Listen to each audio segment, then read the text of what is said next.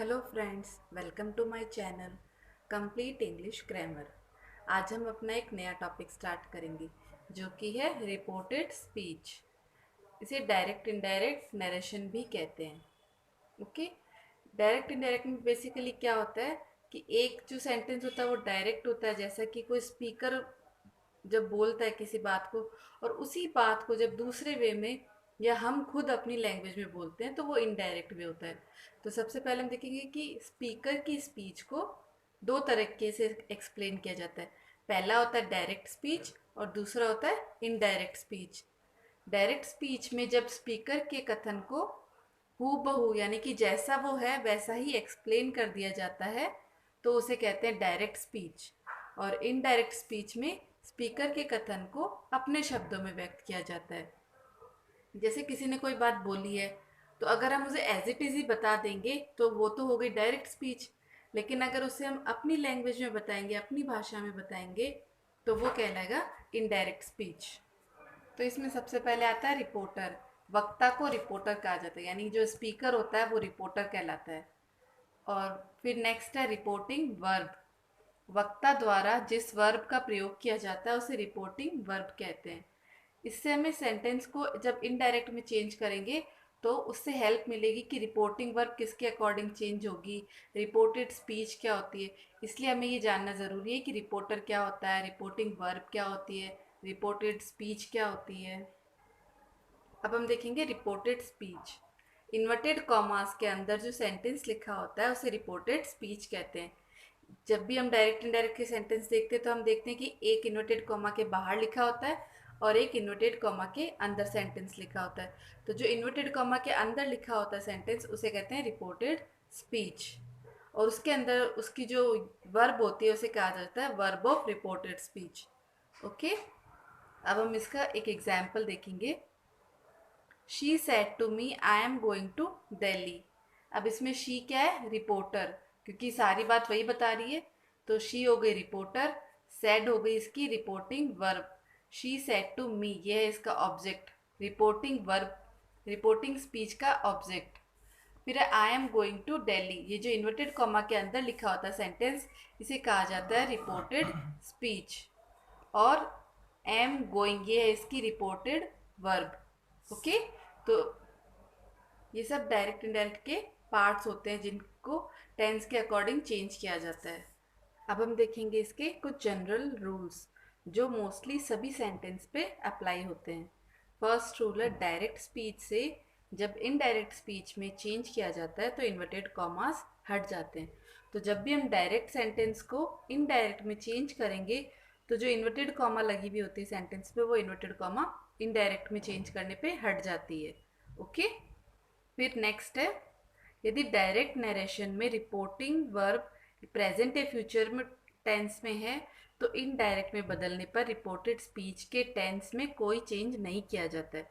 यदि direct narration में reporting verb कौन सी होती है, जो इन्वर्टेड कॉमा के बाहर का पार्ट होता है उसकी जो वर्ब होती है वो कहलाती है रिपोर्टिंग वर्ब। अगर वो प्रेजेंट टेंस में है या फ्यूचर टेंस में है तो उसमें कोई चेंज नहीं किया जाएगा। जब इनडायरेक्ट में हम उसे चेंज करेंगे तो रिपोर्टेड स्पीच के टेंस में कोई भी चेंज नहीं होगा। ओके, रिपोर्टिंग वर्ब के पास्ट टेंस में होने पर ही चेंज किया जाता है। फर्स्ट पर्सन को रिपोर्टिंग वर्ब के सब्जेक्ट के अनुसार बदला जाता है। जो रिपोर्टिंग वर्ब का सब्जेक्ट होता है उसके अकॉर्डिंग फर्स्ट पर्सन को चेंज किया जाता है। और जो सेकंड पर्सन होता है वो रिपोर्टिंग वर्ब के ऑब्जेक्ट के अनुसार बदला जाता है। ये जब हम एग्जाम्पल्स करेंगे तब हम इन्हें अच्छे से समझेंगे। और जो थर्ड पर्सन होता है उसमें कोई चेंज नहीं होता, यानी कि ही शी या फिर किसी का नाम दिया हुआ हो, जो भी थर्ड पर्सन होते हैं उनमें कोई भी चेंज नहीं होता, सिर्फ फर्स्ट और सेकंड पर्सन में ही चेंज किया जाता है। फर्स्ट पर्सन होगा सब्जेक्ट के अकॉर्डिंग चेंज और सेकंड पर्सन ऑब्जेक्ट के अकॉर्डिंग चेंज किया जाएगा। ओके, फिर नेक्स्ट रूल है यदि रिपोर्टिंग वर्ब से, सेज या विल से या सेड हो तो इनडायरेक्ट स्पीच में वैसे ही रहेगी, कोई चेंज नहीं होगा। यदि डायरेक्ट स्पीच में रिपोर्टिंग वर्ब से है, सेज है, विल से है या फिर सैड है तो इनडायरेक्ट स्पीच में कोई भी चेंज नहीं होगा। यदि रिपोर्टिंग वर्ब के साथ टू लगाओ तो ही चेंज होगा। ओके, जैसे से टू लिखा हुआ है तो वो टेल में बदल जाएगा जब हम इनडायरेक्ट में चेंज करेंगे, और सेज टू लिखा है तो वो टेल्स में बदल जाएगा, और सेड टू लिखा है तो वो टोल्ड में बदल जाएगा, और इनके आगे कोई ना कोई ऑब्जेक्ट हमेशा दिया हुआ होगा। ओके, क्योंकि जब से टू लिख दिया तो यहाँ पीछे कोई ना कोई ऑब्जेक्ट दिया हुआ होगा, अदरवाइज से, सेज, सेड ऐसा कुछ ही लिखा हुआ होगा। ठीक है, फिर नेक्स्ट है इनडायरेक्ट स्पीच में बदलने पर रिपोर्टिंग वर्ब के बाद सामान्य वाक्यों में दैट का प्रयोग किया जाता है। जितने भी नॉर्मल असर्टिव सेंटेंस होते हैं उनमें जब डायरेक्ट से इनडायरेक्ट में चेंज किया जाता है तो जब इन्वर्टेड कॉमा हटती है तो वहां पर दैट का यूज किया जाता है। उस दैट कंजक्शन को यूज करके दोनों सेंटेंस को कनेक्ट किया जाता है। जैसे हम कुछ एग्जाम्पल देखते हैं। Ramesh says to me I am your best friend. अब यहाँ रमेश क्या है, रिपोर्टर हो गया, सेज टू आ गया यानी टू है, सेज टू मी। तो जब हम इनडायरेक्ट में चेंज करेंगे तो सेज टू बदल जाएगा टेल्स में। ओके, फिर रमेश टेल्स मी, ये एज इट इज रह गया, और इन्वर्टेड कॉमा हटा के हम लिख देंगे दैट।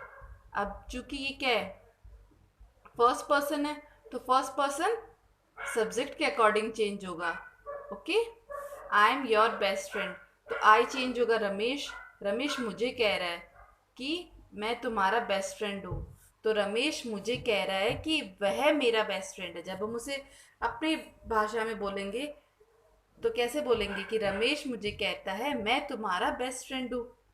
तो रमेश टेल्स मी दैट, आई को रमेश के अकॉर्डिंग ही में बदल दिया, फिर इसके साथ आ गई इज, योर की जगह हो गया माई बेस्ट फ्रेंड, क्योंकि योर क्या है, सेकंड पर्सन है तो ये ऑब्जेक्ट के अकॉर्डिंग चेंज होगा, तो मी की जगह हो जाएगा माई बेस्ट फ्रेंड। फिर है he said to me I never eat sweets, वह मुझे कहता है मैं कभी मिठाई नहीं खाता, तो सेड टू बदल जाएगा टोल्ड में, ही टोल्ड मी, इन्वर्टेड कॉमा हटा के हम लगा देंगे दैट। उसके बाद आई किसके अकॉर्डिंग चेंज होगा, फर्स्ट पर्सन, ये फर्स्ट पर्सन है आई, तो ये सब्जेक्ट के अकॉर्डिंग चेंज होगा। रिपोर्टिंग वर्ब ये होती है, इसका सब्जेक्ट है ही, तो आई चेंज हो जाएगा ही में। फिर नेवर का नेवर, और ये प्रेजेंट इंडेफिनेट है तो पास्ट इंडेफिनेट में चेंज हो जाएगा। तो he told me that he never ate sweets, inverted comma हट जाएगी। ओके, इसमें डायरेक्ट से इनडायरेक्ट में वर्ब, सब्जेक्ट, ऑब्जेक्ट सभी में चेंज किया जाता है। ओके, फिर यदि रिपोर्टिंग वर्ब पास्ट टेंस में है तो रिपोर्टेड स्पीच में जो भी टेंस होगा उसका पास्ट हो जाता है। जब रिपोर्टिंग वर्ब पास्ट में है तो रिपोर्टेड स्पीच में भी पास्ट टेंस ही होगा। ओके, अब हम देखेंगे कि टेंस के चेंज कैसे होते हैं। प्रेजेंट इंडेफिनिट टेंस चेंज होता है पास्ट इंडेफिनिट टेंस में। प्रेजेंट कंटिन्यूस को हम चेंज करेंगे पास्ट कंटिन्यूस में। प्रेजेंट परफेक्ट होगा पास्ट परफेक्ट में। Present perfect continuous tense change हो जाएगा पास्ट परफेक्ट कंटिन्यूस टेंस में, यानी जितने भी प्रेजेंट है वो सारे पास्ट में बदल जाएंगे। पास्ट इनडेफिनेट है वो पास्ट परफेक्ट में चेंज होगा, क्योंकि ये ऑलरेडी पास्ट में है, इसलिए जब ये पास्ट इनडेफिनेट चेंज होगा तो पास्ट परफेक्ट में चेंज हो जाएगा। और पास्ट परफेक्ट इसमें कोई चेंज नहीं होगा, एज इट इज ही रहेगा। पास्ट परफेक्ट ही रहता है, और पास्ट परफेक्ट कंटिन्यूस भी पास्ट परफेक्ट कंटिन्यूस ही रहता है, इसमें इन दोनों में कोई चेंज नहीं होता। ओके, जब रिपोर्टिंग वर्ब पास्ट टेंस में है तो रिपोर्टेड स्पीच में कुछ जो शब्द दिए हुए होते हैं, स्पेशल वर्ड्स होते हैं, उनमें भी चेंज किए जाते हैं। तो वो देखेंगे हम कौन से वर्ड है और वो किस में चेंज होते हैं। जैसे अगर डायरेक्ट स्पीच में दिया हुआ दिस, तो वो दैट में चेंज हो जाएगा इनडायरेक्ट में। दिस दीज चेंज हो जाएगा दोज में। हेयर चेंज हो जाएगा देयर में। हैंस देंस में। नाउ देन में। अगो बिफोर में। दस सो में। टुडे को हम चेंज करेंगे दैट डे में, और टुमारो चेंज होगा द नेक्स्ट डे या फिर द फॉलोइंग डे, दोनों में किसी में भी चेंज कर सकते हैं। यस्टरडे को हम चेंज करेंगे द प्रीवियस डे, या फिर last week, last month, last year, कुछ भी हो तो वो the previous week, the previous year या द प्रीवियस मंथ हो जाएगा। ओके, ये तो थे कुछ जनरल रूल्स जो सभी सेंटेंस पे अप्लाई होते हैं। आगे हम देखेंगे कि टेंस के अकॉर्डिंग इनमें कैसे चेंज किया जाता है, और जब सेंटेंस में हम ये वर्ड्स अप्लाई करते हैं तो वो इनडायरेक्ट में कैसे चेंज होते हैं। ओके, आज की वीडियो में इतना ही, आगे हम नेक्स्ट वीडियो में देखेंगे। Thank you.